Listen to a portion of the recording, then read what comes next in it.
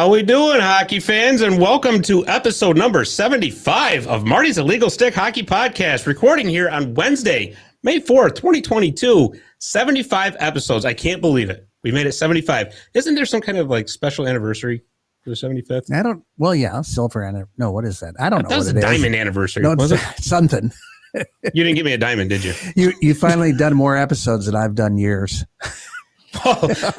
Wow, that's saying something. Yeah. Now that's staying power. Yeah, it is.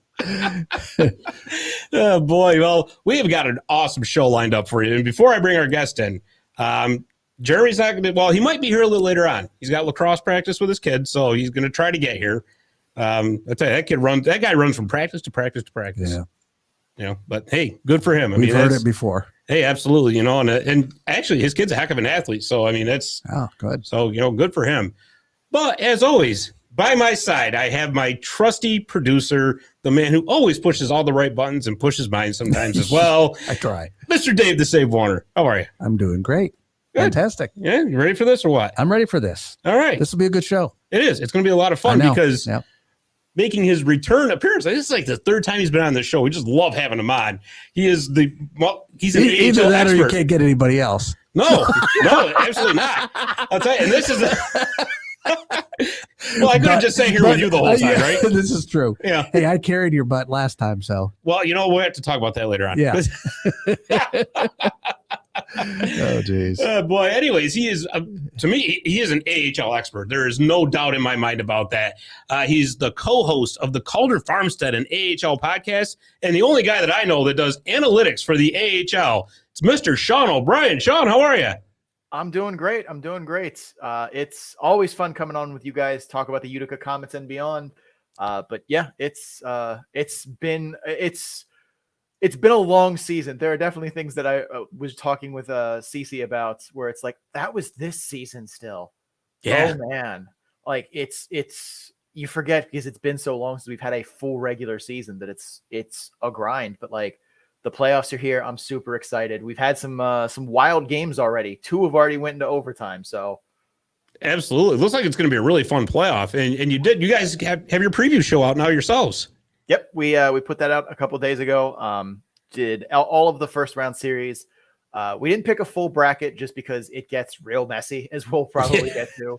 I wanted to initially, for like some of the analytics stuff I do, program the full bracket in, and then I realized that means I would have to program every single possible Calder Cup matchup, of which there are hundreds, and that was where I was like, and no. Yeah, I'll be here until the 2025 season for that. Yeah, I was like, I think I ran the math. It was like there are like over 400 possible Calder Cup combinations for the final, and I'm like, nope, that's a nope. Not doing that. Well, especially now we pretty much have an expanded playoff field as well. Oh yeah, because it's basically any one of the teams in the East can play any one of the teams in the West theoretically. So like you have to have that all, you know. And I was like, no, I'm not doing that. I'm not. I labor of love as this is, that is where I draw the line and how much I need to dedicate my time. Exactly. But, you know, I'll tell you, just for our listeners' sake, where are they going to find your analytics work? So all of my analytics work you can find on my Tableau page. The easiest way to get there is this link, bit.ly/data dump and chase, all lowercase, all one word. If you go to our Linktree page for the podcast, you can also find it there. That's linktr.ee/the Calder Farmstead. That has all the places you can find our podcast, YouTube, a million different podcast places. That also has all our social media there. And at the very bottom is the link to all of my analytics stuff that just got updated this morning with the roster updates that came out, as well as updating the Bakersfield series probability. Is they're 76.6% after winning game 1. Well, that's a best of 3 series, I think, right? Yep, they all the first round best of 3. So it's there's no room to slip. No, you can't. And I'll tell you, just before we move on to that, I did put that on our homepage too, on martysillegalstick.com, because I put the link to your first the analytics episode, because that helped me so much try to understand some of this, because I think I've told you before. I mean, as far as like analytics go, until listening to some of your stuff, I went plus minus, and that was like the extent of my analytics, because I just, I was never good at math, by the way. So I think the most fun of this season has been seeing everyone try and do the points percentage thing and realizing like, wow, a lot of us are really bad at math. Like I'm bad at math, but I at least understand like how math should work. And I program the computer to do it for me. So it doesn't make, 3 + 2 is 6 kind of mistakes. But like the number of people who were like trying to galaxy brain just points percentage this year was absolutely hilarious. I was one of them at some points too. So like it was definitely an adventure this year. But yeah, math is something that's helpful, when you don't have to do it yourself. Yeah, exactly. I'll tell you, I was so glad when the AHL started putting out those playoff primers every day. Just so it was like the cheat sheet. Like they were useful in some senses, but they were also, I felt like there was too much there in some places where they were, because like I didn't like the magic numbers because it's like everything affected it. It wasn't just if you win X number of games, you get in. It was like, all right, well, Tucson's magic number to win, the entire league is like 108. I'm like, wow, that you just say no, they can't. Like that's kind of why we started doing the playoff graphs in the first place, because it's like I think people really just want to see what are the chances that we make it. Don't tell me 13 is the number. I don't know what that means. How likely are we? And I think that's still a point of contention in Hartford, where they saw that they were like 97 point something to make it on the initial graph, and then they just man, oh man, talk about just dropping off. Bad. But anyways, let's dive into that North Division, because I know that's a lot of our listeners are waiting with bated breath. So the North Division playoffs actually start tonight with Belleville and Rochester. They have the best of 3 play-in series, and they will be the winner of that will be playing the Utica Comets, of course. And the other series is the Laval Rocket versus the Syracuse Crunch. So before we get to the Comets and all that, let's start breaking down a little bit. Let's talk about the Belleville Rochester series first. What do you like? Yeah. Well, I think initially in our preview, I picked Belleville, and that was because we thought Michael Del Zotto was going to be there, no problem. That's not the case, and that is that swung things, I think, almost 7% in the model in terms of like who was the favorite there, because Michael Del Zotto does not belong in the AHL. He is legitimately too good. He was like a point per game defenseman for his time in the AHL. Like losing him was a huge loss for Belleville's chances. So now I kind of think I'm swinging back to Rochester, but that series is going to be one that is going to be very close. And it's 2 teams that play very different styles and are looking to do very different things. But I think too, it's like, it's easier, I think, to dismiss Rochester a little bit because we've thought about like how they've looked kind of down the stretch. But it's like, this is not going to be that same team. This is a Rochester team that got reinforcements from Buffalo, is finally healthy with its entire roster it would actually want to have available.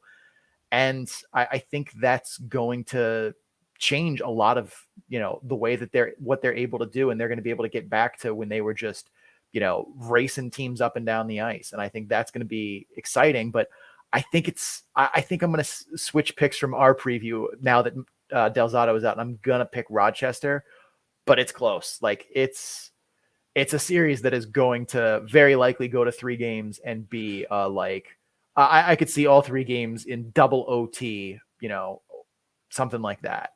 So it's gonna be real close. I think our X factor was Philip Gustafson, because he very much seemed to fit the profile for Belleville of a goalie who could just who is talented, is a good goalie, but you don't really think of as being like one of the best in the league and on the cusp of an NHL stardom, but like someone who fits the profile of he could very much just turn it up a notch, find another gear, and carry Belleville through the playoffs. Like, I don't know if you guys watched the Belleville-Toronto game that got Rochester into the playoffs, but like Philip Gustafson stole that game for them. And he's had a couple others this season where he's just flat stolen games. So like, I think if Belleville wins, you're going to hear it's because Gustafson was the guy and he just robbed Rochester left, right, and center.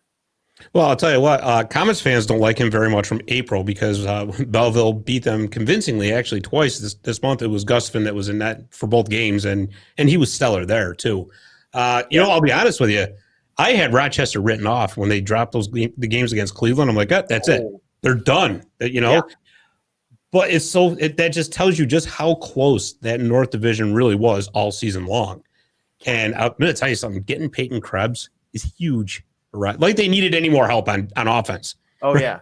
I mean, but like Krebs too is a good 200-foot player. He's not like an offense only player, whereas Jack Quinn is a 90% offense only player. Like he plays defense in a very lip service way, and that's okay because he can score at ridiculous rates. Like I've said for the longest time, I'm like, you can opt out of defense if you can score point per game or better, or if you can score 6 goals in 10 games. Like if you can give me that level of offensive production, I really don't care if you play defense. We can find 4 other guys to play defense for you if you can do that. But like if you can't do that, or if you're below that, nope, you got to play defense. Like that's, and Jack Quinn very much meets that bar. But like Krebs also is an unbelievable player. But like both him and Peterka are 200-foot guys, where Jack Quinn's like a 125-foot guy. That's fine. He can do the offensive things they can't, and I think that balances out. But there are definitely moments where, like, I've seen him go unplugged controller on an incredibly important back check that led to like a goal and a game that finished them losing by 1. It's like, okay, those moments, maybe make it look like you pretend that you're there. And, defensive zone, what's that? I'll tell you though. That's sorry, go ahead. Rochester's biggest problem the whole year is that like they're able to fly up and down the ice, but in their own zone, they lacked a defensive aspect that had that kind of lockdown ability. Like they didn't have a defenseman that really played like your traditional stay-at-home defenseman guy. And then they got Mark Ault at the deadline, which was amazing move. Like that is exactly who they needed. Like, or that's exactly the type of player they needed. Like, I still think Mark Ault has something to contribute, but he is definitely on the outside looking in terms of, prime of his career. But I still think he was like probably the best piece they could have acquired that day. That's definitely given them somewhat of a lift in the defensive zone, but they still need, like, Krebs is huge in that aspect, is he's going to come back and play defense. But that's been what's been plagued Rochester most of the season, is their defensive effort. And they also have not gotten great goaltending, but I think, that's a little column A, column B. You can't separate the goalie from the team that plays in front of him. Well, they're not getting it right now because they're behind 2-0, according to Barry. Rochester is? Yeah. Oof. Well, there's that goaltending you were talking about. Yeah. Ukko-Pekka Luukkonen got hurt, like, I think right before the end of the season. So it's like they have Aaron Dell, and Dell is still a viable goalie in this league. And he's played well at times too this year. But like, if I'm Utica, I'm rooting for Rochester because I feel like they have a better chance of beating Rochester. I think they're the favorite no matter what, whoever they end up playing in the next round. But like, I would much rather see Rochester if I'm Utica, because that's a team where I feel like no matter what happens, we're not out of the game. Whereas like with Gustafson and Belleville and a much more stout defensive structure, if you go down by 2 against Belleville, you might not get back. Whereas you go down by 2 against Rochester, no, you still have a chance. Right. Yeah. And you're exactly right. Just because of the porous defense that Rochester plays. And, even if it turns into a track meet, the Comets can certainly have the firepower to keep up with Rochester. You mentioned Philip Gustafson from Belleville. Are there any other players on Belleville that can be a real difference maker, not only in the Rochester series, but going forward as well? Oh, for sure. Igor Sokolov has been a absolute like coming out party the last this season, and I think he scored one of the goals already for Belleville tonight. I was watching a little bit before we got started here. I want to say he scored one of the goals. He's been huge for them. Jake Lucini has been most of their offense this season. It seems like Lucini, I don't feel like sticks out every time he's on the ice. But then when like there's a nifty play or something like that, or a Belleville scores, and you're like, oh wow, who is that? It's Jake Lucini. Like he's plays a lot more subtle of a game. It's not as dynamic or as sexy as like Holtz is, but he definitely gets the job done. On Belleville too, Andrew Agazzino. We talked earlier in the season about him and how I didn't feel like they utilized his skill set well. He's still someone that is dangerous. He is still a very talented scorer in this league, but I don't feel like the way that they put him, the positions that they put him in with the way they structure their offense, or especially how they structure their power play, I don't think Agazzino has gotten a fair shake.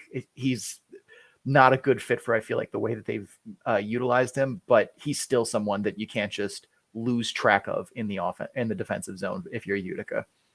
Yeah, no doubt. And I mean, Zach Senyshyn has been pretty good for him since he came over as well. Yeah, that was a surprising move. I know. I was not expecting Boston to move him. It seemed like he was someone that they were married to for life, because if they got rid of him, that was admitting that they should have taken Barzal. Yep. And I don't think they're ever going to do that. I think they're just going to stick in that mistake that they made the right choice for the rest of their lives. But no, that was surprising. And Belleville too has had like a lot of guys kind of come and go this season that had we thought would work. Like Wilkie has not quite worked out as well for them. Cole Sherwood they sent away, although that one looks smarter now because he really hasn't done much in Milwaukee either. But Zach Senyshyn's been decent for them so far. I was kind of hoping when I saw him get moved that like the change of scenery would spark something for him, because it just seemed like he was treading water with Boston. Yeah, no doubt about it. And you're right. That's a classic example right there of a guy who needs a change of scenery. Just one last closing thought on is did Matt Sogard come back to Belleville for the playoffs? Ooh, I don't remember off the top of my head. Let me. Yeah, because I know he was in Ottawa, and I meant to look that up today, and I just being at work, I had to actually work. Yeah. So what is that like? I didn't get a chance to look. I don't see it on the board, so I'm gonna say no. I think in this game that they are not having him on the bench. So if he's not on the bench, he's definitely right. It's Mandolese and Gustafson. So if he's not on the bench, if he's not even getting backup dressed, then I doubt he's going to be a factor. Mandolese too, like another goalie I feel like could use the playoffs here as a coming out party for him. If he gets in games, we'll see if they decide to rotate, if they're just going to ride Gustafson. I would ride Gustafson, but you never know. Whatever he wants. Well, obviously, too, in a 3 games, you're definitely going with the hot hand. I mean, if Gustafson comes out and does really well against Rochester, there's absolutely no reason that he won't start game 2. So let's talk about Laval and Syracuse, 2 teams that kind of went in the opposite directions towards the end of the season. Looked like for a while there, Laval was completely on fire. We didn't think they were going to catch the Comets, but boy, they were making it interesting for a little while. And then they really got cold. And in their place, the Syracuse Crunch got hotter than a firecracker. And they actually leapfrogged into second place. So now those 2 teams are facing each other. Let's talk about that one. Who do you like there? Oh, that series is 2 teams that I feel like a lot of people are sleeping on, and they shouldn't. Like I like Laval by like the tiniest of margins, and that's strictly because Syracuse sent back Nash. If Syracuse got to keep Nash, I might take Syracuse in that series over Laval. But like both of those teams are very, very good, and I think it's funny too because we called Syracuse getting a turnaround a little bit, because when we started digging into their numbers, it was like they have guys that are very good that are shooting like below 5%, and that's unfathomable. Like I think at one point in the season, Alex Barré-Boulet was shooting like 3%, and I remember when I saw that, I'm like, well, that can't stay. That will absolutely not last, because that kid can rip pucks. And then like in 2 weeks later, when I checked back in, he'd scored like 7 goals in the meantime. I'm like, yep, nailed that. There it was. Called it. But like Syracuse and Laval are both 2 very good teams. Like if I were Utica, I'd be like, I don't want to play either of them. Can we actually let them play Belleville, and we'll take another bye in the hopes that like that's a good one. Because those are 2 teams that I feel like are real dark horses. I mean, Laval has a guy that doesn't belong in the league in Cedric Paquette. He has 9 goals, I think, in 14 games. He does not belong in this league, but like he's going to stay in Laval, and he's going to, probably make a couple of teams or a couple of defensemen look ridiculous in these playoffs. And now that they don't have to worry about Montreal. Their season is done. They are at full strength. They have all the Utes back. They got everything.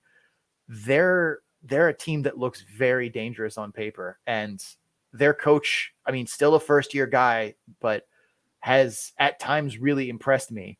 Although I think the biggest factor for them is that we don't cover them from the podcast, because they are 1-8 in games that we covered them this year.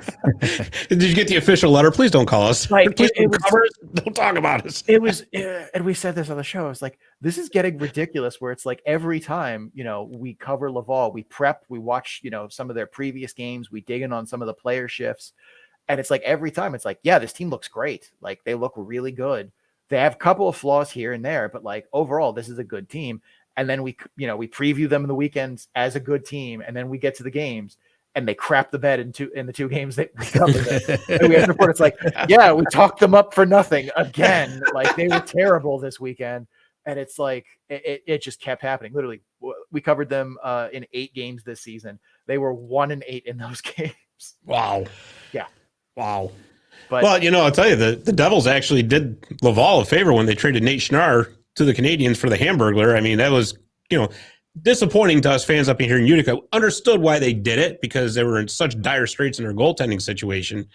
But man, it was, Nate Schnarr is not going to put up 50 points in a season, but he's one of those guys, to me, he's very underrated for the game that he plays. He's a full 200-foot player. He can be real pesky when he wants to be. That's the kind of guy you need in the playoffs, no doubt. Standout players from Laval that you think are going to, if they win, make the difference? I mean, first and foremost, Cedric Paquette is a weapon at this level. Like, that's right. A dude that is going to make a difference. Another one, Rafael Harvey Pinard. He's been excellent for them this season. A little bit of a coming out party for him. He had 21 goals this year. Jesse Ullinen, he's another one that I feel like, when you look at his just raw point totals, it seems incredibly low. Like, every time he's on the ice, I feel like he's doing something. He is part of the solution for Laval. And he started to put it together a little bit earlier, or started to put it together about midway through the season, spent some time in Montreal and looked good there. It wouldn't shock me to see him kind of take his game to another level and have a little bit of a coming out party for anyone who hasn't kind of closely followed the Rocket this year. I'm waiting for Kevin Waugh to look like Kevin Waugh.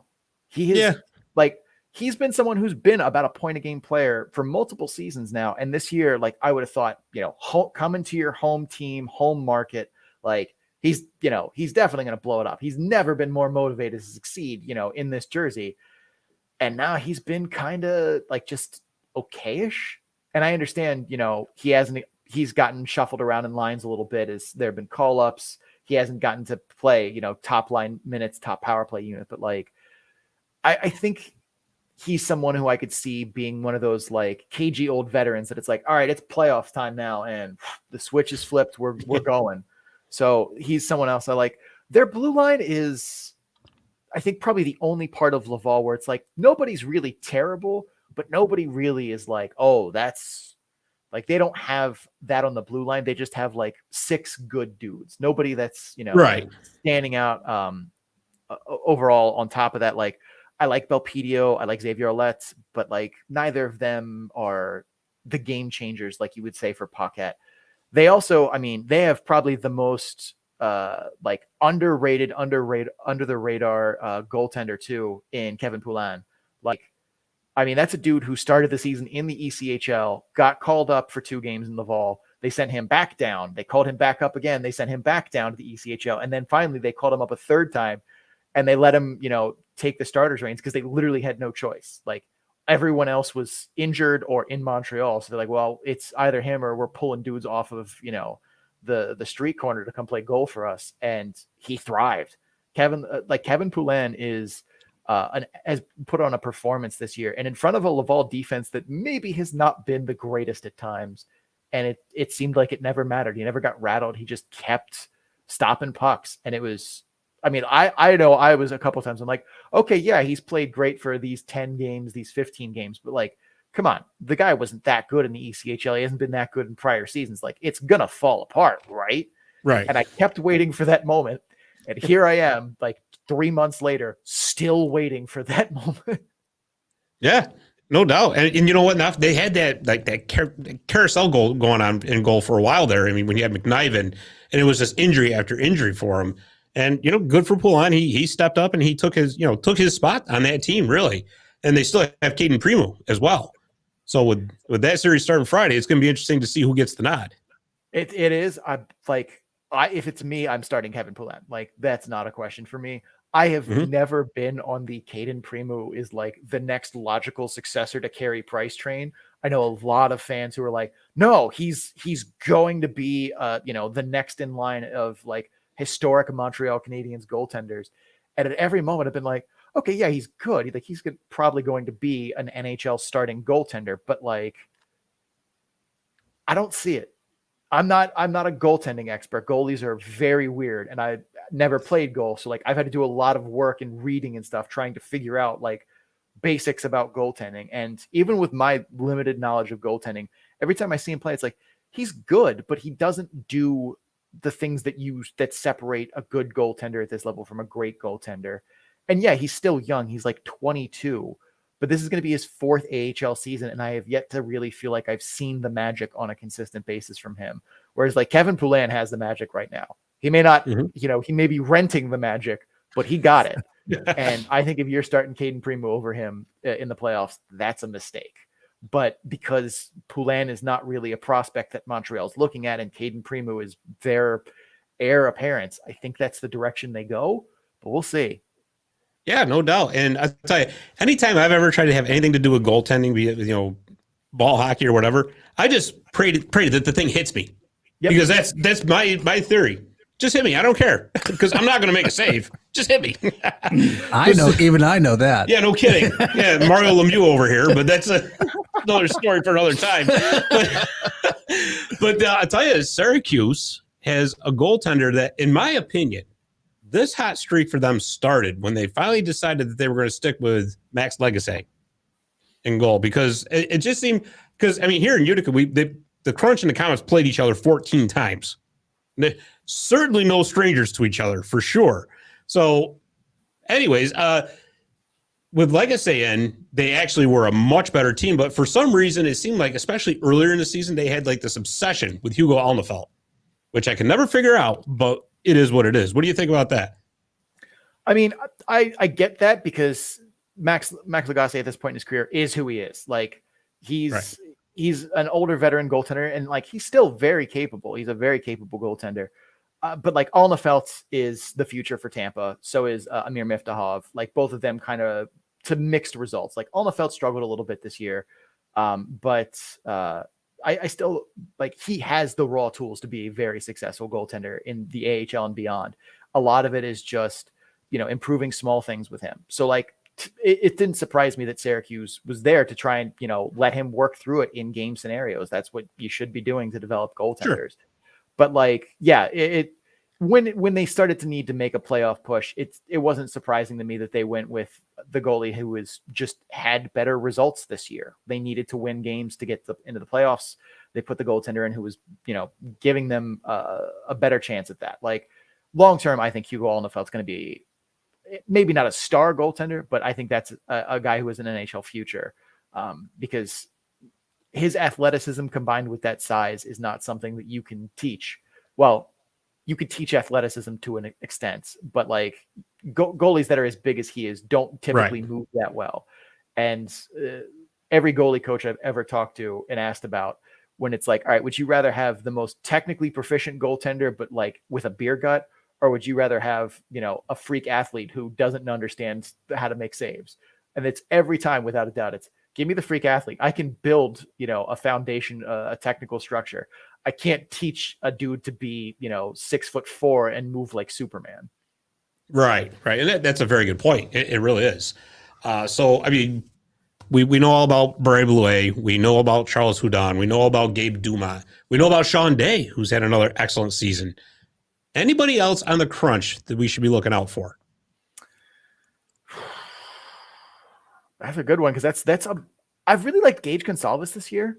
Yeah. He's someone who I think has been a little bit under the radar. Like, he's another one that has a lot of good raw tools, but hasn't quite put everything together. But he shows up in like spurts where like every once in a while he'll score like some amazing goal. And you're like, where has this been the rest of this time? Like, you could do this the whole time, kind of a goal. I think he's someone who's been kind of sneaky this year. Darren Radish has not been as dominant a defenseman as I would have thought he would have been this year. So he's someone, and he's another, another veteran who I could see having that kind of switch in him where it's like, okay, yeah, but now it's playoff time. And, I could see that from him. Otto Sampi, another one that's been very disappointing for Syracuse this year, where he's, I think, been a healthy scratch a couple times. I don't know if he gets it together in this postseason, but like I've seen it. I saw it last season. He was much, much better than this. So it's possible at least that he finds life in playoffs, but I think that's pretty much everyone. If Riley Nash isn't coming back, that's a huge loss for Syracuse because that dude doesn't belong in this league.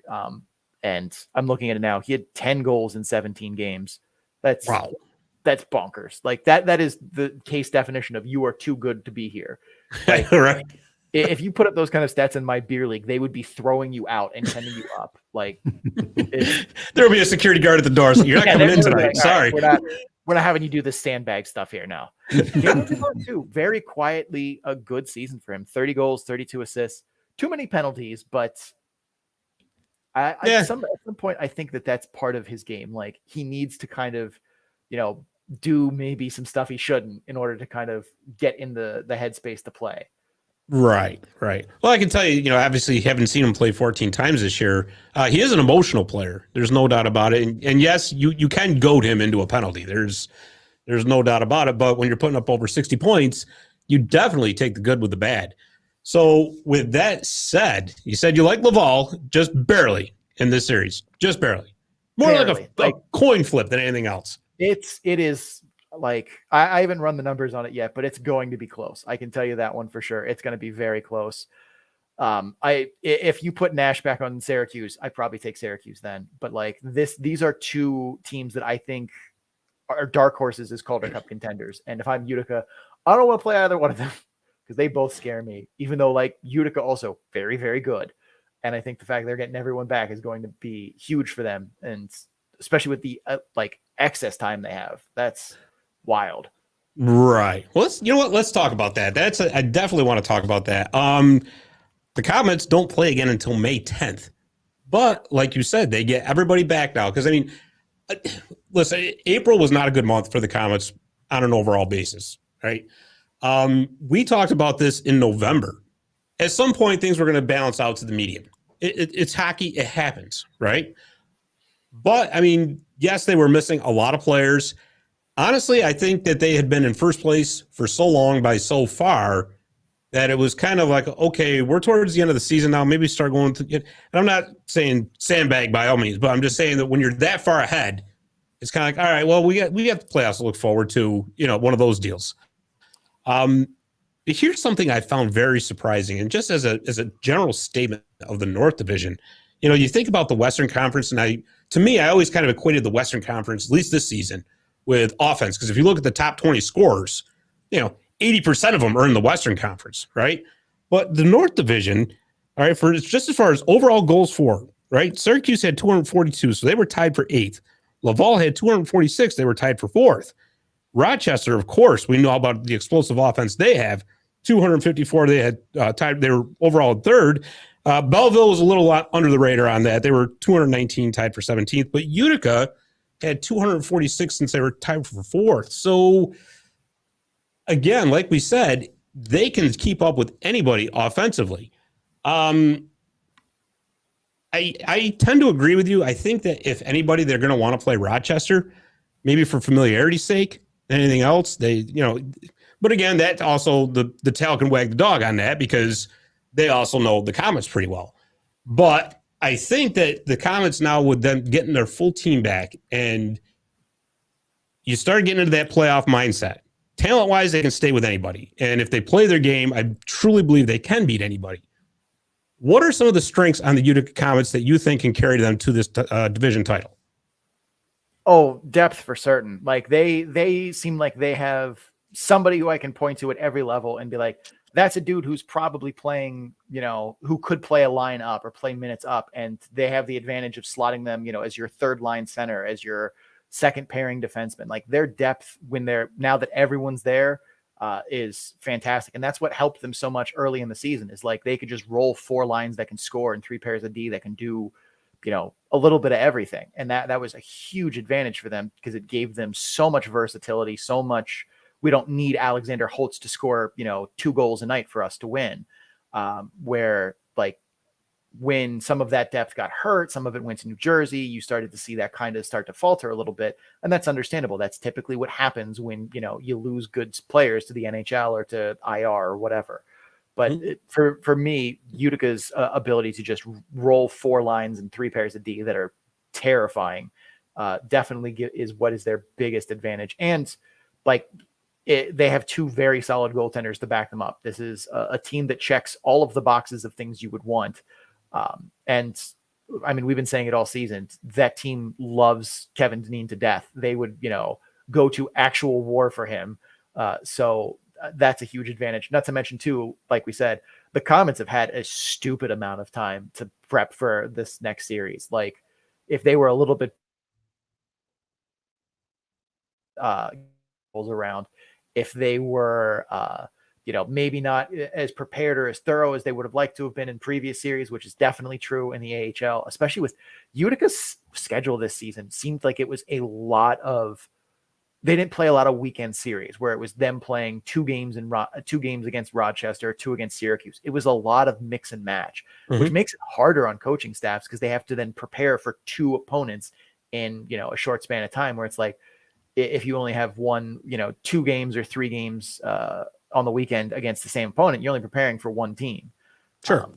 But like now that you've given one of the best coaching staffs and a team that has that much buy-in in what the coach is preaching, that much extra time to, plan strategy, get into practice and perfect, things like that, has all this time to rest, recuperate, prepare. Like, good luck to Belleville or Rochester, who had to, play through a small war to get to this point. Even like, I think that's a huge advantage for Utica going forward. Really? Because I actually kind of almost think that could work against them being off for that long, because practice is great and rest is beyond great, especially at this point in the season when you got guys with nagging injuries, get them recuperated. But there's nothing like gameplay. And I think that perhaps, and this is kind of just a shot in the dark, Belleville or Rochester might have a slight advantage by having played, especially if it's only a 2-game series. Now, if it's like we were talking earlier, if it's a 3-game series that goes double overtime each game, yeah, you're right. They're going to be worn out. There's no doubt about it. But the Comets have been off since April 30th. Yeah. So they're going to have almost 2 full weeks of resting and getting everybody ready. So it'll be interesting to see how that game 1 plays out. It really, fortunately, they're going to be home. Yeah. I think you'll see maybe, like a half period of like, maybe not necessarily rust, but like getting up to speed a little bit. I've seen teams in the past too, when they've had those like giant layoffs where they're waiting for someone else, where they will like hold inter squad scrimmages, and they'll just tell them like, this is a live game, like go beat the crap out of each other a little bit, to kind of keep that like, game mentality, or getting into a pseudo game going. So I think you might see some of that from the Comet staff, just to kind of address what you're saying. And I think that like that's a valid point. You've definitely seen teams who've had those big layoffs come out and not look as sharp. When we came back from like Christmas break, when we had that big extended holiday from like the middle of December, and some teams didn't play for like 17 days. You definitely saw that a little bit, where it's like a team that had a game the night before coming against a team who hasn't played in 3 weeks. You saw a little bit of that level of, I wouldn't say softness, but like that not ready for game speed quite at puck drop. I'm less concerned with that with this team, but I think your concern is still valid. I wouldn't be as worried about this, just because I put a lot of faith in Denis and his staff and everyone to be prepared. If we had seen them be a little more lackadaisical when they were at full roster strength in the season, I would say you probably have a much stronger case. But for right now, I'm not concerned. Yeah, that's like I said, it's very valid too. And Coach Denis not going to let the gas off. There's no way. As far as Utica goes, how about some players that need to make a difference? I mean, Chase DeLeo, Alexander Holtz are always going to be the big two. It's been amazing to see what AJ Greer has done, especially like watching him last year with Bridgeport. And I was like, when we previewed Bridgeport at the beginning of last season, we're like, yeah, AJ Greer's a big addition. We know what he did in previous stops in his career. He should be about a point a game player in Bridgeport. And then he was terrible. He was so bad in Bridgeport. It looked like someone poured sand in all of his joints at the start of every game. And then he went to Binghamton last year for like the last 5 games of the season. And he looked like a different person. And it was unbelievable. And then this year just rips it up. I mean, he's had some unbelievable games this year. He's another one too. I don't feel like I'll name it. There are guys on the Comets who are like going to catch people by surprise at this point, especially for, most Comets fans. They know their guys. But like, I would definitely want to see big things from Alexander Holtz. This is a platform for him to show that next year it's Devils or bust. And I think Utica has been a different team when he's in the lineup versus out of it, because he is just someone who can take over a game and be an absolute weapon. And while DeLeo and Guerrero have been great this year, they don't have that, they don't have the dynamic talent that he does, where he can just he can manufacture a scoring chance out of thin air, it seems like. Whereas, they're still very good, but I don't think they have quite that high end of ability to basically just make something out of nothing. Right. And I'll tell you, what's impressed me the most about Holtz this year? I mean, you can have all the offensive highlights, and they've been very fun to watch. Let me tell you, very fun. But the way he has improved his defensive game this season, when we started off in October, we were talking about earlier, Jack Quinn, it was kind of the same thing. Not very strong defensively at all. As the season has progressed, and I'll tell you where I really noticed it, is when the Comets started having all the call-ups and the injuries start to happening, and he was still there. And they were counting on him to come back and back check and play defense. And you know what? He did. He did. I mean, listen, he's not going to win the Sulky Award at the NHL level, but still, he has actually become a very responsible winger in his own end, and it's been great to see. Who else had a breakout season has been very, very fun to watch is Fabian Zetterlund. He's been amazing. Yeah. Fabian Zetterlund was another one too that we definitely slept on in the preseason when we were talking about Utica. Like, I watched him last year with Binghamton, and I could see, good raw skills, but I'm like, he hasn't put anything together yet this season. Like, he has good raw skills. Him and Graham Clark was another good raw skills, but you can tell they have not put it together. They're wielding a sword that they are not ready for. And that has not been Zetterlund at all this year. He has taken a massive leap forward in his ability to turn raw skills into production and to turn, scoring chances and good stick handling into points on the board. And that's been phenomenal to see. I was definitely not expecting that big of a leap forward for him. Another big leap forward for me too was Riley Walsh. I think there were a lot of people who were a lot higher on Riley Walsh from what I saw last year coming out of Binghamton than I was. He could do good things in the offensive zone when the puck was in the offensive zone. He was a valuable part of the cycle and could work the power play. But man, was he terrible in his own end last year. He was truly atrocious in his own end. And it seemed like every time the puck was on his stick trying to make a breakout in Binghamton, he would screw it up. And that was my big concern when he was coming to Utica this year, is I'm like, I've seen how bad this defensive group, but especially Riley Walsh, was at breaking pucks out last year. And it's why Binghamton was a tire fire. And that's kind of one of the reasons that I was low on Comets to start the season, because I didn't think that he would make these just massive leaps forward, where now it's watching him skate the puck up the ice. It looks like he's been doing it half his life. And I mean, to be fair to him, he has, but it looks night and day like what we saw last year. And that's a huge credit to him, putting in work in the off season, putting in the work in the season, but also another credit to the staff for getting those big leaps out of guys that Binghamton didn't. Yeah, there's no doubt about it. And I'll tell you, it's funny that you say that, because I've been telling a lot of my friends here too, Riley Walsh to me is really one of the main keys to making the Comets offense go. I mean, they're loaded at the forward group. They got all kinds of firepower on the offensive end for forwards. But as far as defense goes, they need that breakout. Their game is so what the transition game, right? Yep. Get up and go. And for a little while there, he was in a slump. And you could tell when Riley Walsh was slumping is when the Comets kind of started to, we're not all of a sudden that fire wagon offense isn't there. And you can load up the neutral zone against them and you can clog things up and you can slow it down. And then towards the end of April is when he really started to turn it on again.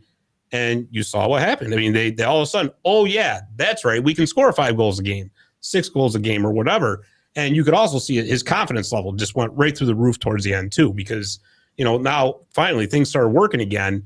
And I'm telling you, if Riley Walsh is going to continue to be Riley Walsh and play as good as he can, this is going to be an extremely dangerous team in the playoffs. So we had talked about the goaltending. Who starts game 1, Nico Dawes or Akira Schmid? How would you like to have that problem? Yeah.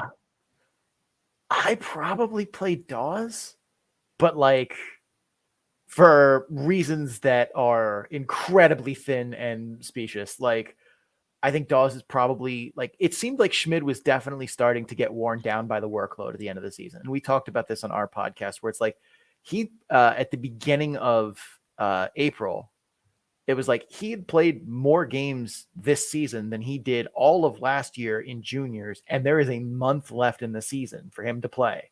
And you could see his performance when you tracked it by month was starting to dip a little bit. And after he put up a 947 in his first 10 games, you're okay, nobody's that good. He's going to come to earth a little bit. Right. But it definitely seemed like he was getting worn down a little bit. And Dawes at least seems like he's probably the fresher goalie.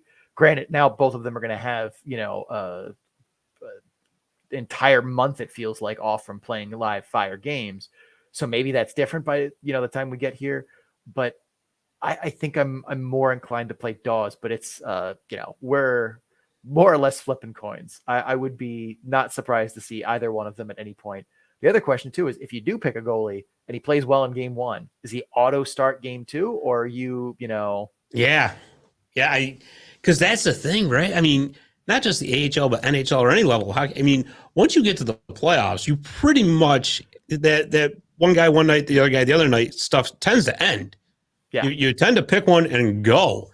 So I don't want to say either one of them will be on a short leash, but if things do start going south, and especially, I know they're not playing a best of 3 series, but it's still a best of 5. Yeah, it's not a lot of runway. That's just it. There's not a lot of room for error at all. So, I mean, I got to tend to think that Dawes will probably be the game 1 starter, but what a toss-up to have, though. It really is. And you're right. I mean, this is Schmid's first season professionally. This is Dawes' first season in North America. So, or no, the other way around. I'm sorry. This is Schmid's first season. Anyways, first professional season over here. Let's put it that way. Yeah. So they've already played more hockey than they're used to. But I think, Dawes had to go to New Jersey. There was no doubt because of what was going on. And I think maybe in the long run, that experience will be good for him to have that. But I think that's going to do a lot of those guys a world of good, to be honest with you. That's huge for their confidence because really, I mean, Zetterlund played very well up there. Ball played very well up there. We don't talk about Kevin Ball a lot, but he was really solid up there. And there's Nolan Foote had 3 goals in a week. Yeah. So they're getting all of these guys back, and I think you're absolutely right. There is no real line 1, line 2, line 3, line 4. For the most part, maybe line 1, line 2, those are interchangeable. Yeah. And I'll tell you something. I think if Freddie Gauthier can get back from injury, that's going to be huge for him too. Yeah, they have ridiculous center depth, and that's one of the other big things about them that makes them such a good team. But yeah, it wouldn't shock me to see if I were Kevin Dineen in this scenario here trying to pick a goaltender, I think I'd flip a coin for game 1. Heads, you're the game 1 starter. Tails, you're the game 2 starter.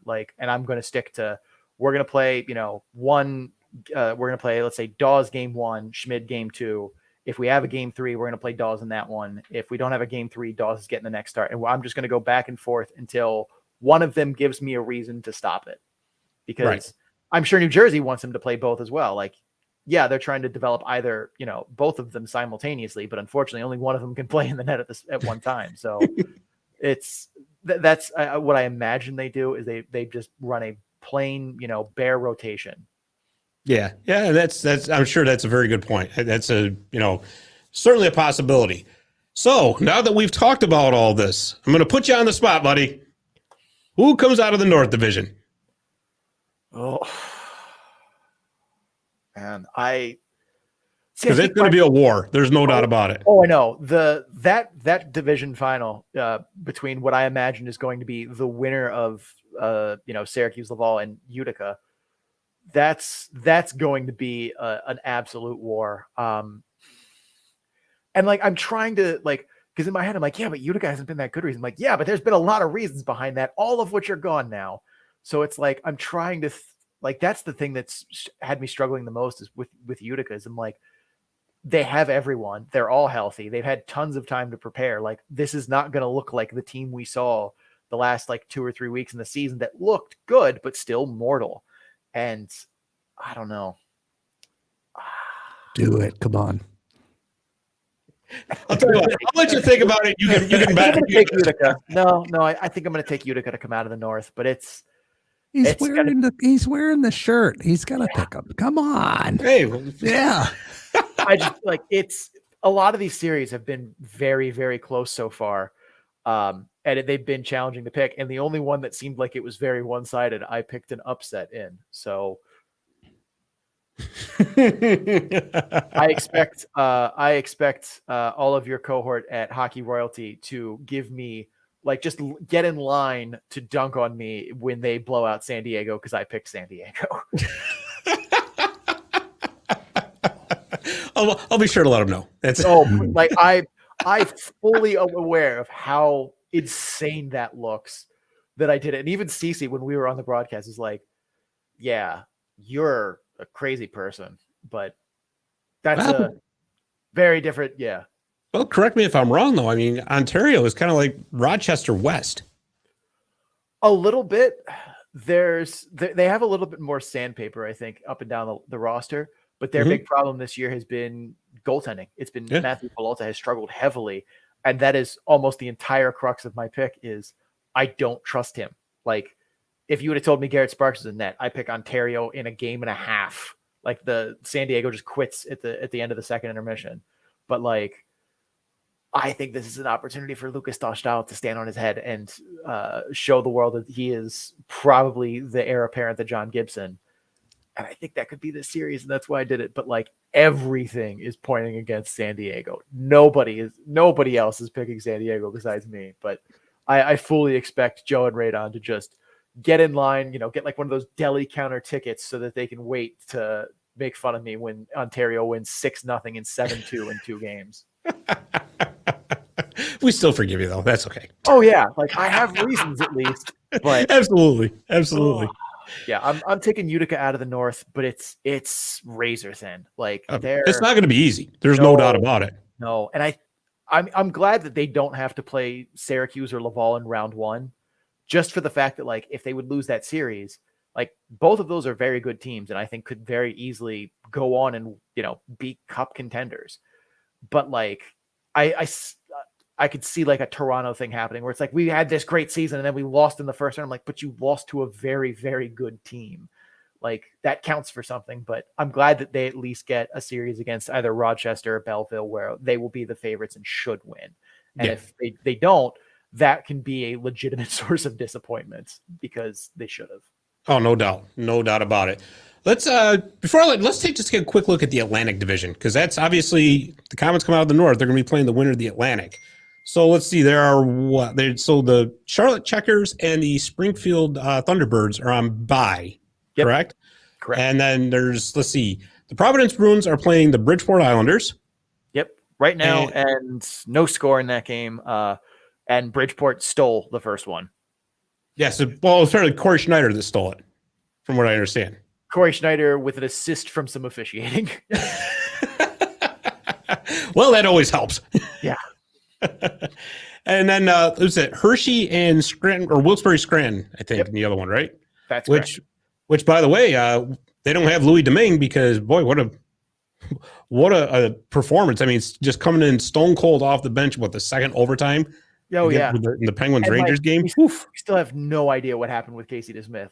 He pulled himself. That wasn't a trainer or a spotter. He literally skated over the bench and was like, yeah, I can't go anymore. So I have no idea what happened.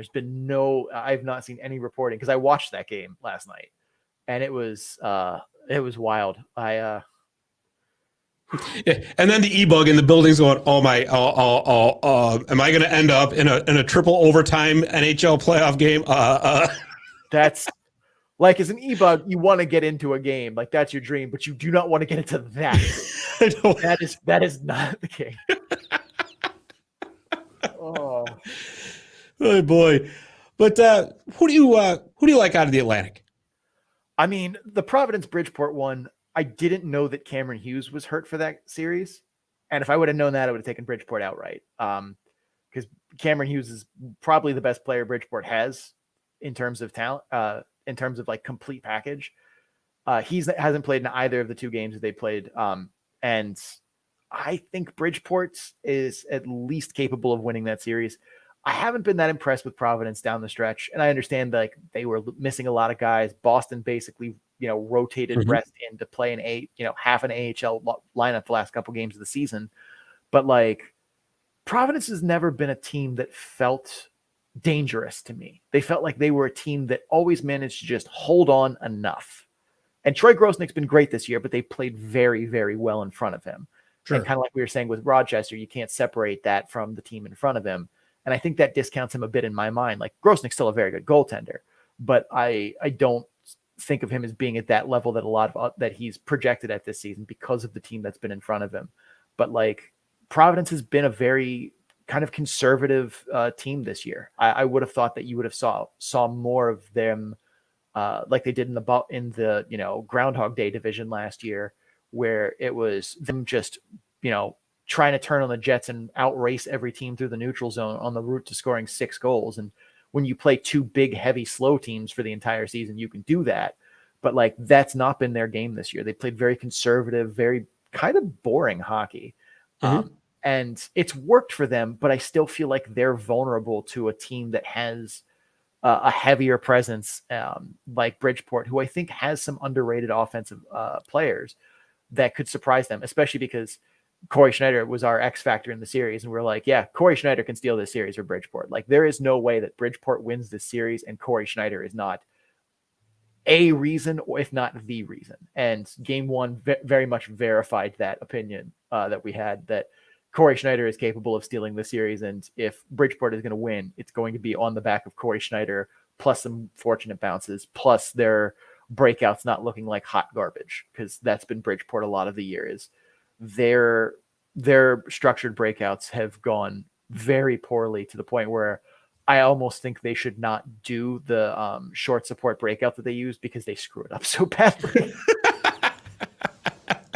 Oh, that's great. That is great. But as far as the top 2 seeds, I mean, Springfield and Charlotte both had excellent seasons. Do you see one of those two coming out of the division? The Atlantic is really hard, because I feel like every team is okay-ish. Like every team is good, but they all are mortal in some way or another. Like if one of the Atlantic teams is the one that wins the Calder Cup, I will be shocked. I feel like every team in that division has a reason to believe in them, but they also have a reason to very much not believe in them. Like in Charlotte's case, Charlotte doesn't have really anyone on the roster who flat out shouldn't be in the AHL on both ends of the spectrum. They don't have any ECHLers at the bottom of the lineup where I'm like, how did this guy sneak into this lineup? Like, did he just show up in the locker room? Everyone was just like, okay, I guess. Like they don't have any, pylons on their team. But they also don't have any stars. Owen Tippett was their one guy that was, a guy that didn't belong in the AHL because he was too good.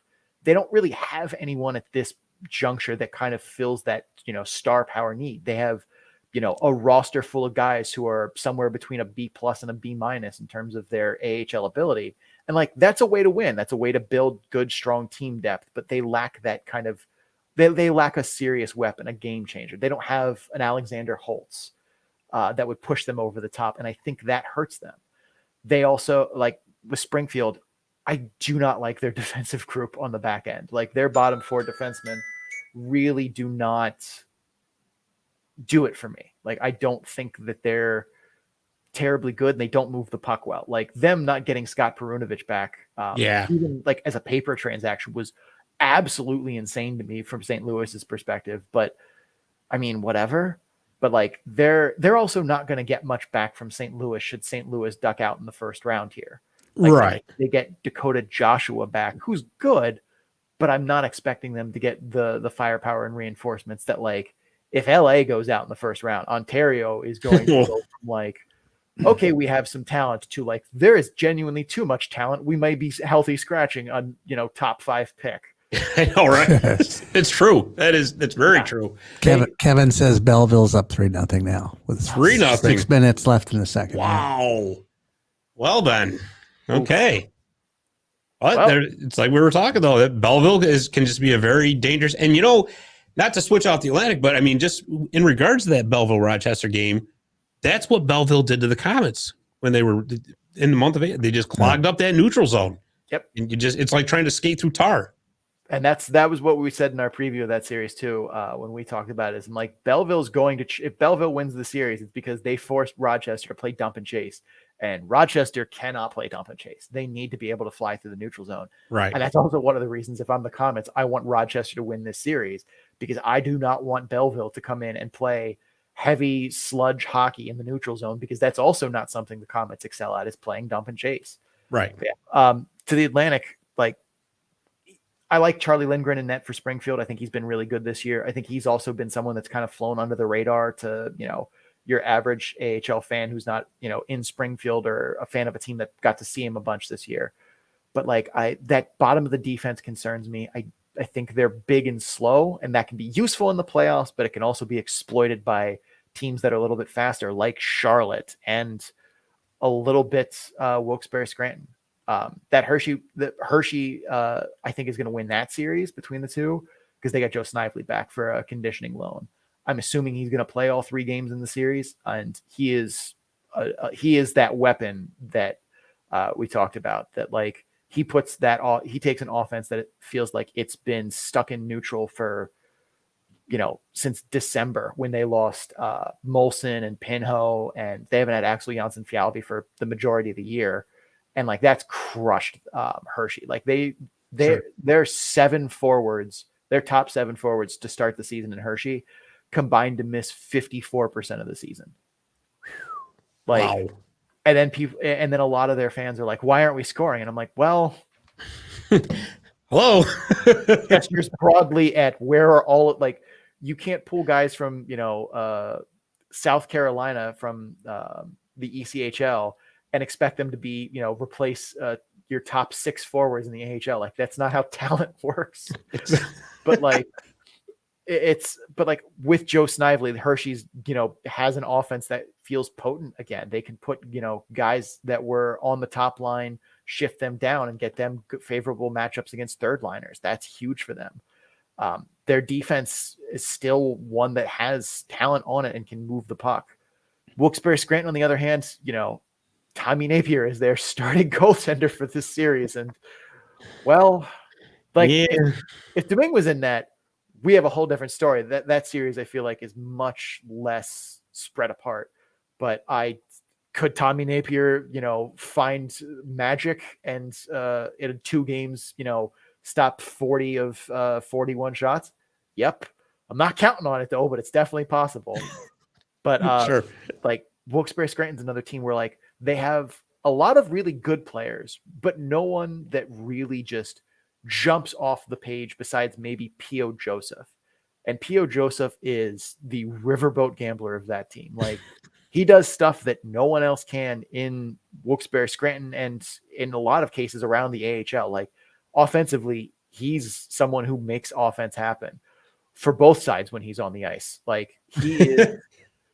I just remember I was watching one of their games earlier this season, and he made a saucer pass from behind the net into the slot in his defensive zone on a breakout over the stick of someone, and it got picked off. And I was just sitting there wondering, like, if you're JD Forrest, you go to Office Depot, you buy the biggest industrial staple gun you have, and then you put P.O. Joseph on the bench for the rest of the game for that. Like, and he does stuff like that where he'll just take risks with the puck, where it's like, when it works, he looks like a genius, but when it doesn't, it's like, what were you even thinking there? Like, it's a tie game in the second period and you're making saucer passes on the breakout over guys' sticks. No, absolutely not. And it's like, those are the, like, he was, I think, one of the big factors for us in that series, because it's like, if Wilkes-Barre Scranton wins the series, it's going to be because P.O. Joseph, took care of the puck better and managed risk better, because like he can make goals at either end of the ice based on what he does with the puck. But like, Wilkes-Barre Scranton needs him to be more responsible in his own end with it, because he wants to do wild things that usually work out, but when they don't, very much capital D do not work. I like that, with a capital D. That's with emphasis. So basically, the North, the Atlantic, is going to be like the North. That's going to be a war to get out of there too. It is, but I feel like whoever comes out of that division is just basically there to get stomped by whoever wins the North. Like, I'm assuming one of Utica, Syracuse, or Laval win the North, and I would take any of them blindly over an Atlantic Division team, unless you told me like St. Louis went out and found some magic loophole clause to send down the Scott Perunovich Pain Tour, or like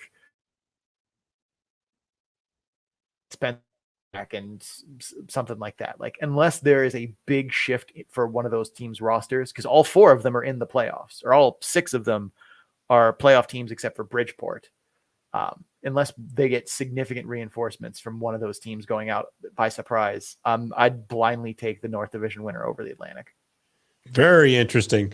So just real quick, Western Conference, give me 3 teams to look out for. I mean, besides the obvious ones in Chicago and Stockton, because I think if you could just look at the standings and be like, oh, those are the good ones. Yeah. I really think Colorado, if Colorado can get good goaltending from Hunter Miska, and that is definitely an if, like, he's done well, but he definitely is a guy that I think we said this on our show, that I trust in like a Ron Burgundy sense of like, I'm Ron Burgundy. I trust this goaltender. Like, if Hunter Miska can be the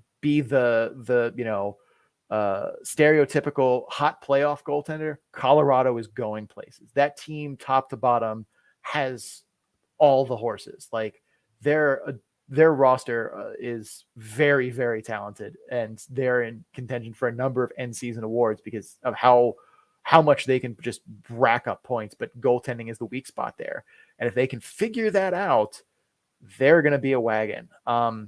I think both whoever wins Bakersfield, Abbotsford, that's going to be, I wish we would get more games of that, because Abbotsford hasn't felt like they've had, their full roster for more than a handful of games this year.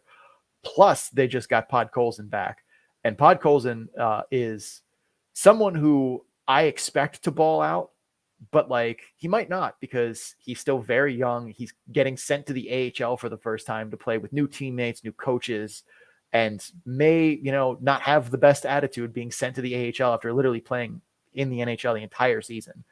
But like, Podkolzin is ridiculously good. He scored last night on a goal. He scored last night to give them a 1-0 lead that ultimately didn't hold with like 7 minutes left. But like, both of those teams, I feel like, are another one where like, I like Stuart Skinner. He's definitely proven to be a much better goaltender this season than I would have thought. We gave him the nickname Moonshine because we said starting him in net was like starting your car with moonshine. Like, it might get it going, but ultimately, this isn't sustainable.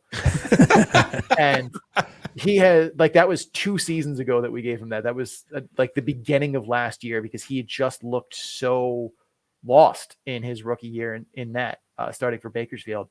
And then last year, he still looked like someone who had a good team in front of him, but had a lot of warts on him as a goaltender. And then this year, he's looked a lot better. But we're still holding on to the Moonshine nickname because it's fun. Absolutely. But between him and Spencer Martin, they're both goaltenders where I kind of trust them in the Ron Burgundy sense, where it's like, I think they could be great. Like, they've shown moments where they could steal games. But I don't know, like, they're going to be the reason that team succeeds or fails one way or the other. But like, Colorado, Bakersfield, and Abbotsford are all stacked to the gills. Like, they are going to be good teams, and I think they could surprise guys. Ontario, unless LA goes out, is going to be a team that I feel like is just good enough to get by. Like I picked San Diego to beat them. So like I clearly see that they are not the team that they were a little bit ago because LA's taken everyone. If LA gets bounced in the first round, Right. Ontario is absolutely probably the favorite in the Western Conference then because they're getting Byfield. Oh yeah. And like they're getting everybody. In the Central, I keep wanting to count out Manitoba. Like every time I watch them play, it's like they're good, but they never seem to just knock my socks off. And they've had games like that. I just haven't caught them. But like they just continue to, even when they were like running a skeleton crew on their roster because Winnipeg took all their, talent, they managed to get it done at every turn and managed to not just fall to pieces when, they had to, stuff ECHLers in their second line. Like that's a well-coached team. And I feel like I've just intuitively not believed in them because they lack that kind of weapon. They don't have an offensive weapon. They have a lot of guys who are very good, who piece together, like who blend with each other really well to bring out the best in each other. But like outside of their top four defensemen, they lack that kind of guy where I can point to and being like, that's a difference maker.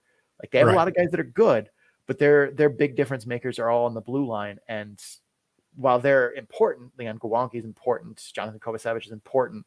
Like they're still just like B+ A- players in my mind in this league. They're still very good, but they're not like break the game good, like where Michael Del Zotto was for Belleville. But I think Manitoba can surprise people. Like if Manitoba beats Chicago and wins that division, oof, I would be shocked but not surprised. Like I think really, I don't think Chicago is the juggernaut that I think a lot of others do. Like yes, they won the AHL regular season this year, and yes, they are very, very good. But I think the bottom of that defense still concerns me a little bit. And there have definitely been moments where like they've had to have Stefan Nason carry them, or they've had to have Paul Dorowski carry them because the rest of it just wasn't working for them that night.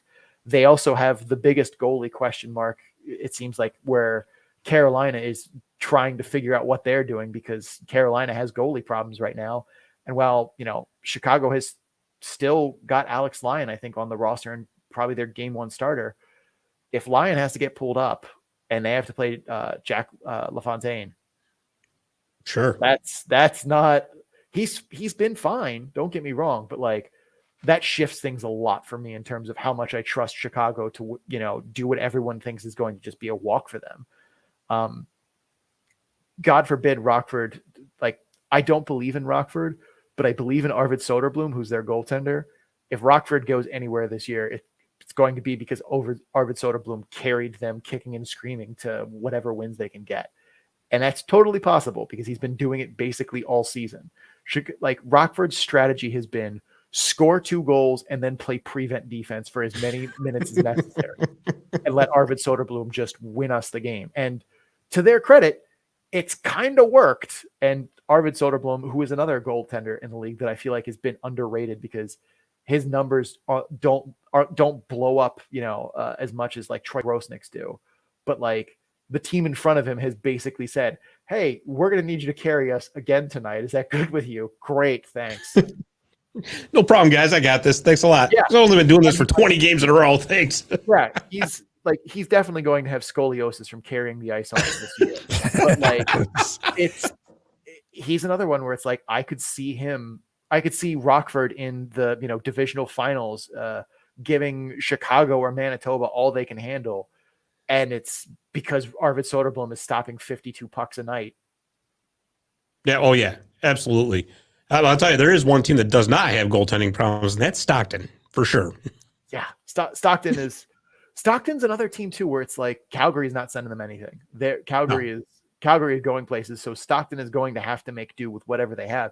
And they've made that work. Like I thought early in the season when Adam Ruzicka got called up to Calgary and it became very clear he was not coming back. And I'm like, well, that's it for Stockton winning the Pacific Division. And nope, was wrong about that one. They have managed to, they've also had some outside of Ruzicka, had very good call-up luck and injury luck. Sure. Stockton has not had a lot of its core pieces miss many games this season. But yeah, Dustin Wolf has been fantastic for them, but he's another one that he's had a very good team defense in front of him. And that's not to say he hasn't been fantastic. He has, but I think that counts a little bit against him when I look at it. Like, yeah, he's been great, but he's also had easier workloads than Soderblom or Kevin Poulin on a nightly basis, and I think that matters. But yeah, Stockton has been a nightmare for teams, and it seems like no matter what happens, that coaching staff, kind of like Utica, is one that I just believe in, because no matter what, it seems like, a big call up, an injury, they have to play a 3-3 against a team who's only played one game in the weekend. Like, no matter what happened, Stockton just kept going. Like, they never got bogged down. I think they lost back-to-back games 3 times this season, and that was it. They never lost 3 straight games. For a team to not lose 3 straight games in this wild, AHL league where your team's fates can change on the turn of one NHL player's ankle, like, it's true. It's wild that Stockton has been able to consistently just keep winning games. And I don't think they're taking anyone by surprise, but I also think that they are not the clear favorite out of the West or even out of the Pacific. Like, they're very good and very much could win the Pacific Division. But I think that that's sleeping on teams like Colorado and Bakersfield and Abbotsford too much. Like, they could win the Western Conference, but I still feel like that's sleeping on Manitoba a little bit. Like, the West has some teams I straight don't believe in. Like, I don't think Henderson's going places. Like, they might beat Colorado, but I don't think they're getting out of they're not going to get out of the grinder that is everyone else. I don't think Texas does either. I don't think Milwaukee's going anywhere. Even with Askarov and net, I've seen Milwaukee flounder too many games to really believe. Like, I'm going to need to see it for me to believe they can beat Chicago or Manitoba in a best of 5 or best of 7. But like, the rest of the West is wide open, I think. Whereas I feel like the East is a little more, it's going to be one of the North Division teams. The wild, wild West. Love it. Well, Sean, this has been so much fun, man. Thanks for coming back on again. We just love having you here, because this is right here. We get the whole perspective right here. It's great. Love it. Yeah, that is one of the fun things about being, me and CC together. We cover the entire league. We've seen all these teams play. We've seen all these, all these broadcasts, all these broadcasters, all these players, all these coaches. We've seen multiple games from everyone. There's only one team that I've seen like only 3 games from this year, and that's Colorado, because when we cover Colorado, CC is their, affiliated writer. So usually he's the one that takes that series, because that would feel kind of weird to be like, all right, you're going to write about Colorado this weekend, but you're also going to cover this completely other series, and I'm going to cover Colorado. Like, that's all right. So like, I haven't seen that much of the Eagles this year, and they're the only team I think I've seen less than 6 times. Yeah, it's like I said, I mean, you guys just have like the complete package. I mean, it's awesome. And you also have a very interesting episode coming up of your show as well. Yes. I have been looking forward to our award show literally the entire season. I have been like planning stuff in the background for how it's going to work the whole time, and most of it seems to be coming together. So I'm really excited about that. It is Sunday at 8 p.m. I don't remember the date off the top of my head, because I will pull that up though. I think it's the 8th. Sunday. Yes, Sunday's the 8th. Sunday the 8th. Yep, Sunday the 8th at 8 p.m. We picked a spot where there shouldn't be any playoff games still going on. Hershey and Wilkes-Barre Scranton, I think, have a game that day, but it's like a 3:00 game. So hopefully by 8 p.m. they aren't playing. But we have 9 awards to give out. Best AHL TV broadcast, best broadcaster, best hockey flow, best goalie mask, best coaching staff, best forward, best defenseman, best goaltender, and the Mea Culpa Award, which goes to the team we were the wrongest about in their favor in our preseason. That is great. That's so we have 9 awards, and we actually have physical awards this year that we're mailing to the team, to the players, and to the teams that win. So they will have a little commemorative, glass puck with our logo and the award on it. So nice. That's pretty cool. I'm sure the team that wins the Mea Culpa will treasure that forever as being like, yeah, we have an actual physical award because of how wrong you were. And have it to hold over your head for the rest of your life. Yeah. Like, that's the thing too that I think we've always tried to do a good job of, is being accountable. Like, when I make goofy picks like San Diego over Ontario, I fully know that when it blows up in my face, I'm going to have to go on the show and just accept the wave of Sean's an idiot. But like, I do enjoy that. I've been looking forward to our award show the entire time. If nothing else, you should watch it to see me and Cece in ties instead of a jersey and like a hat. So that's that is nothing else Absolutely. worth the price of admission. That's going to be on our YouTube channel, 8 p.m. Sunday, May 8th. And we're really excited about it. The Comets do have a bunch of finalists. So we just dropped the finalists for Best AHL TV Broadcast, and the Comets were one of the finalists for that one. So if nothing else, you'll be able to tune in and see if the Comets walk away with a bunch of hardware from us. Absolutely. That I'm definitely watching. There's no doubt about it. And just for our listeners to know, whereabouts can they find the rest of the episodes? All of our stuff you can find easily at our Linktree page at linktr.ee/the Calder Farmstead. I usually don't spell the Calder Farmstead for our show, but for your guys, because it's not scrolling everywhere on the page and stuff, it's TheCalderFarmstead. Calder Farmstead. If you just search Best AHL Podcast, we will come up. Absolutely. There it is right there. There we go. All right. I actually did a graphic. Can you believe that? Dave was stunned. It was Yeah. I didn't say anything. And I knew that's how he was stunned, because usually you just can't keep the words out of his mouth. That's it. You guys you're all over social media too, right? Oh yeah. Well, you could find links to our social media there, but we're on Facebook at the Calder Farmstead, on Instagram at the Calder Farmstead, and we're at Twitter at Calder Farmstead, because the Calder Farmstead was too many characters, apparently. I am still bitter about that. So, but yeah, we and all our social medias run a little bit differently. So like when we post memes, they don't always go out on all three of them. Some of them are like just for Instagram or just for Twitter. So if you want to see all of the goofy stuff that we do, you got to follow us on all three. Beautiful. Well, again, Sean, thanks a million for coming on. And like I said, I will certainly be tuned in Sunday night for those award shows, and I will share it all over the place, because I think this is definitely must-see TV, and I can't wait to see how the Comets did.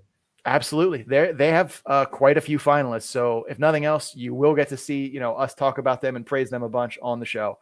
But yeah, I always enjoy coming on. I will come on anytime my schedule allows me, which is probably not as often as I'd like, but that's the way it works sometimes. You guys do a great job here. I love catching your show when I do. Absolutely. Thank you. And you guys are fantastic too. And again, thanks for coming on, and we'll certainly have you back on, and I'll definitely be in touch. All right. Sounds good, man. All righty. Thanks, Sean. Appreciate it.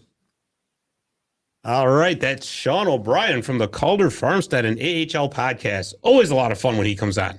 Yeah. Always. So I'll tell you what.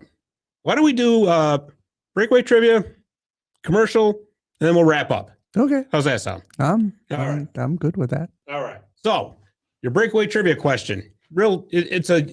I'm giving you multiple choice. Oh, no. Oh, good. All right. Multiple choice, Dave. I can deal with that. Since we were talking about the NHL playoffs last year, I want to know who's won more Stanley Cups, the Pittsburgh Penguins or the New York Rangers? The answer when we come back. Oh, geez. Give me a break here. That's tough. Visit My Little Falls and stay connected with the latest news, information, and events in the city and the area. Our mission is to generate interest in the community and connect residents in a more meaningful way by facilitating deeper conversations about how these stories will shape the future of the Mohawk Valley. Join thousands of weekly visitors who stay up to date with feature stories, interviews, videos, our event calendar, and print publication, the Mohawk Valley Express. It's about timely local news for the community, keeping citizens informed about important issues, telling about the people who live and work here, and giving locally owned businesses the opportunity to reach a very targeted audience of locals and tourists alike. It's a whole new form of media-rich content developed specifically for today's mobile lifestyle and listeners. You can download our iOS app in the iTunes store, listen to our country music streaming radio station, or sign up for a weekly newsletter. Stop by today at mylittlefalls.com. You'll be glad you did.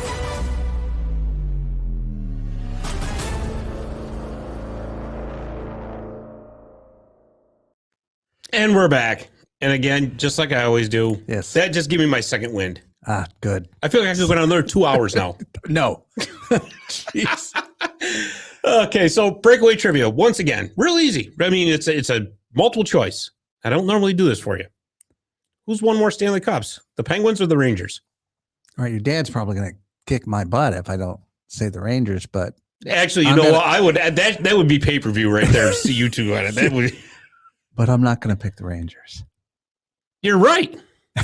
I don't know why. It was a 50-50 chance. Yeah, I know, but yeah, I'm good at that. Yeah, it's the Penguins. Oh, wow. They've got 5. The Rangers have got 4. So, and I segue that because, like I said, last week we talked about the NHL playoffs, and boy, they had a heck of an opening game. Oh, yeah. Triple overtime. But, and like we were talking about earlier on the show there, Louis Domingue had to come in and pinch hit there and finish it out for him. But I still think the Rangers are going to win that series. But you know what? I just wanted to touch on all this just to kind of see how our predictions are going. Yeah. I didn't bring the book, so I'm going off mine. I thought they were weak. Yeah, thanks. Thanks a lot. But no, I mean, the Capitals upset the Panthers in game 1. Yeah. I mean, that was a surprise. Missed a lot of shots, but hey, I still think the Panthers are going to win that one. I mean, the Capitals played about as good as, as good a hockey as any team can play, especially on a road playoff game. And you were so happy about the Kings, right? Oh, I'm going to get to that in just a second. Yeah. It was awesome. Yeah. It was awesome. Oh, boy, the Avalanche rolled over the Predators like we said they would. Thought, yeah. The Flames edged the Stars 1-0. That was interesting to me. Very interesting. Now, the closest of the game, or yeah. It was a very, very plucky effort by the Stars. Yeah. 1-0 going into Calgary too. We did not pick them. No. But you know what, Dave? This is exactly why I was warning you against sweeps. This is why. I know. Yeah. Right here, those upsets start happening. And I didn't pick any sweeps. No, that's why I said. Remember we talked about it. I said, no. I said, this is why I don't like, because you could have easily just as well picked, say, the Rangers to sweep Pittsburgh, or whatever. And guess what? Yeah. Or some people were picking Edmonton to sweep the Kings. No. Yeah. Who won, by the way? Game 1. Yeah. Kingstead. Yeah. And since it's Wednesday night, let's talk about what's going to be happening tonight and right now. The Kings Oilers game 2 tonight. That's going to be a fun one to watch. Let's see. Right now, the Hurricanes are up 3-1 on the Bruins in the second period. Yeah, you know what? I predicted Boston in 7. It's a good thing I went 7. Yeah. That's all I got to say. And I think I went Boston with you too, didn't I? You did, but I think you went 6. Yeah. So this trend keeps up. You're going to need one of those sweeps. Yeah. Bring the broom out. Yeah, right. Right now, the Lightning and the Leafs are playing. The Lightning are up 2-1. And I will tell you, the Maple Leafs stomped them in game 1. I couldn't believe that. Was it 5-0? 5-0. Yeah. It's been a long time since the Tampa Bay Lightning have been punched in the face like that. Yeah. And they did. They got, both literally and on the scoreboard. It was. Do you think that has awakened them? I wonder. I wonder. Yeah. It's a very close game right now. Of course, I haven't been able to watch it because I've been doing the show. So I have to watch the replay. But we could put a monitor over there and we'll have to do that next week. Yeah. We'll do that next week. We'll have, you know what? That's what we'll do. We'll have a playoff party right here in the studio. And no. Why not? Yeah. No? No. You're no fun. If I could figure out how to run it on this back monitor here, we could have the games going silently back here behind us. Of course, then nobody would listen to you. So. Nobody usually does anyway. Oh, that's true. All right. Never mind. Oh boy! And the Blues and the Wild are playing at 9:30 tonight. The Blues have won 4-0, so they're up 1-0 in their opening round game. So I thought the Blues were going to win that one too. So there it is. There's our quick NHL wrap up. Before we go, I just want to give a quick shout out to the Roanoke Rail Yard Dogs and especially the Peoria Rivermen. The SBHL playoffs are over with. The Rail Yard Dogs were, you remember him, Ray Chambers, right? Yep. They came in as the 8th and final seed, and they made it all the way to the final, where they fell to Peoria. But close run on the President's Cup, and we'll, like I said, I have got to get down there next year for a game. That'll be fun. It just looks like a fun league to watch, and you know what? I think that'd be a good time, like in February, go down south to watch a game. Yeah, when it's like 10 degrees here. Anytime you can get out of here in February. Exactly. Well, buddy, I got to tell you, like we were talking before we came on the air, I'm just coming off a 36-hour shift at the firehouse, and I am quite tired. So I think we're going to wrap this up. Let's hope so. Yeah, exactly. Once again, I want to thank Sean O'Brien from the Calder Farmcast and AHL Podcast for coming on to the show and talking about the AHL playoffs with us. Of course, you can find us at martysillegalstick.com. You can find us on Facebook and Twitter as well. All right. So once again, thank you to Sean O'Brien. For Dave the Save Warner, I'm Scott Kimball. Thanks for listening, and we'll see you next week on Marty's Illegal Stick Hockey Podcast.